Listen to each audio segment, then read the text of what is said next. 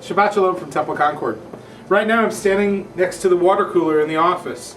And like every office, the water cooler is a place where we gather to have conversations, talk about what's going on in the world, what's going on in our own lives.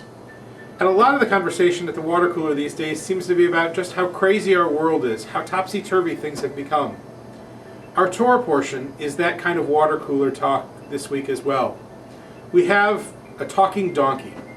Now, it's not that the Torah understands that animals can talk necessarily, but in this strange tale, a prophet from another culture is called in to curse the Israelites.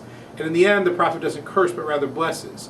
Along the way, though, the donkey who he's riding in on starts talking to him, and the prophet starts listening. And it's the text's way of saying, this prophet isn't quite who he appears to be. Don't take him. In fact, there's a whole string about this being a comedic section of the Torah. But this talking donkey tells us something, that even in the most sacred places, even in our sacred scriptures, there are moments when what is black seems white, when what is up seems down, and the whole world gets flipped upside down.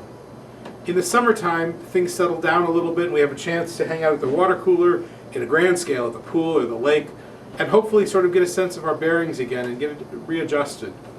But this notion that things can be flipped upside down is one that we shouldn't be afraid of. And in fact, we should probably embrace it. Because in recognizing that the world can be crazy, we recognize that we can get through it. That this is a part of the natural order of things, and that working together and recognizing all that's going on around us, we can move through it and return to a way of life that's more normal, more balanced, and maybe even more holy. Shabbat services this Friday evening will be at 6 o'clock here at the temple.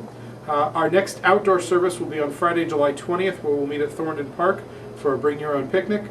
And on the 27th, we're going to have a special event here at the temple.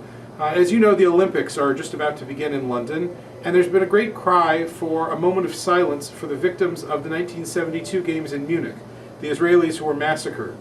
There has never been a moment of silence, and it appears, at least now, that that call is going to remain unheeded, and there still won't be. On the 27th, we're also going to be marking Tisha B'Av, which is the 9th day of the month of Av, and is the saddest day on the Jewish calendar. And since these two have come together this year, we're going to be showing the movie Munich, which came out about 5 or 10 years ago, and tells the story of what happened and how Israel responded to it, and then lead into our Tisha B'Av service.